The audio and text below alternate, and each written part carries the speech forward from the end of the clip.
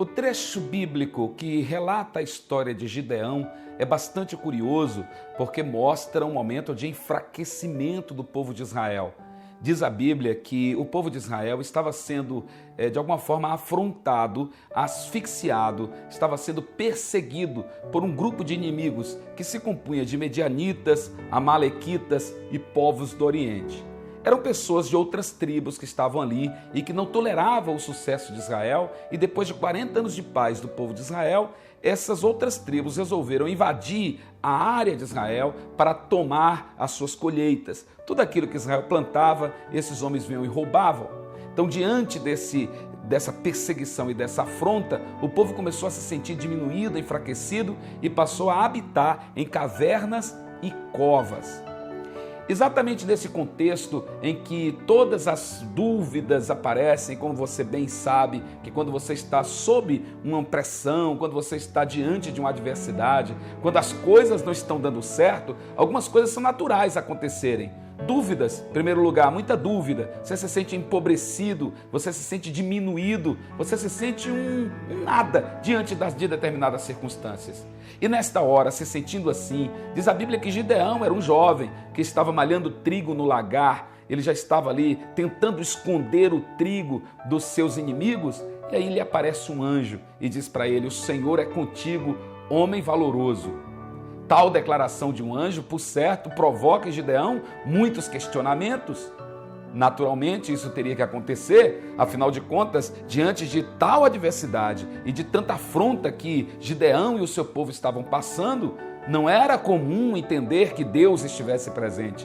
Talvez esse fosse um equívoco de Gideão, de imaginar que a presença de Deus seria o suficiente para lhe tirar, lhe privar de todas as adversidades. Eu aprendo aqui que Deus estando conosco não significa dizer que nós estaremos livres das dificuldades, mas sim teremos condições de vencê-la e de passar pela dificuldade de cabeça erguida. E quais são as lições que Gideão me dá? A primeira é que Gideão entende que essa presença de Deus lhe convida para uma guerra que não é uma guerra física em si, mas uma guerra espiritual. E o que ele faz, mesmo no contexto de suas dúvidas, mesmo no contexto da sua pequenez, olhando para si, se vendo menor da casa de seus pais e a sua família menor de Israel, ele adora ao Senhor. E essa adoração que Gideão faz a Deus, ele está desconstruindo todo o projeto religioso de um altar de outros deuses. Ele tira Baal, que seria um deus, entre aspas, concorrente, de diante dos seus olhos e fixa em Deus. E essa adoração a Deus lhe traz paz.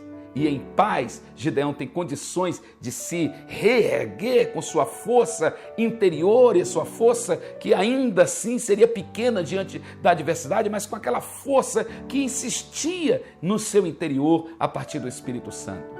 Então, Gideão resolveu convocar pessoas, porque a nossa batalha a gente não pode enfrentar sozinho.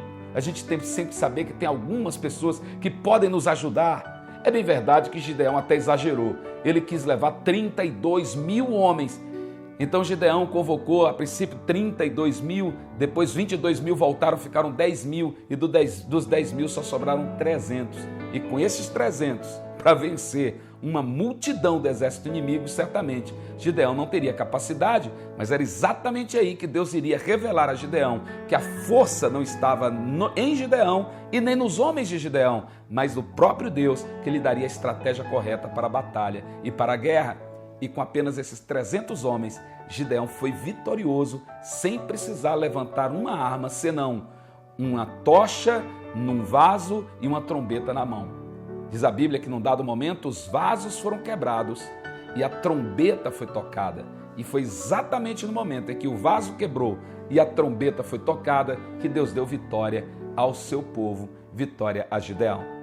Aprenda com essa história. Deus também quer te conduzir a triunfo, mas você precisa descansar no Senhor e vencer primeiro a tua guerra espiritual, entender que Deus é digno de toda adoração e de todo louvor.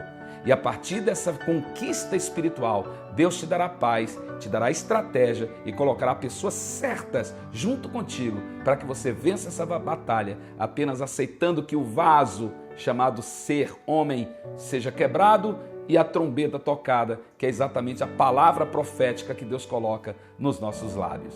Deus te abençoe e fica firme, porque o verbo de Deus já se manifestou. trazendo vida para a sua vida.